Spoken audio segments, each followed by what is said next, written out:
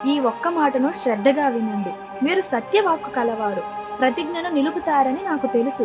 కానీ మీ కుమారులు న్యాయంగా వారికి చెందవలసిన రాజ్యం గురించి ఊరుకుంటారా? మీ కుమారులు మీ వలనే గొప్ప వీరులవుతారు. వారే రాజ్యం ఉంచుకునే ప్రయత్నం చేస్తే వారిని అడ్డుకునేదెవరు? ఈ అంశమే నన్ను బాధిస్తుంది అన్నాడు జాలరి పెద్ద. జాలరి పెద్ద మాటల్లో ఇమిడి ఉన్న కఠిన సమస్యలను అవగాహన చేసుకున్నాడు దేవవ్రతుడు. అయినా తండ్రి అభిమతాన్ని గౌరవించదలిచి జాలరి పెద్దతో ఇలా అన్నాడు: ఇదే నా కఠిన ప్రమాణం. నేనసలు వివాహమే చేసుకోను.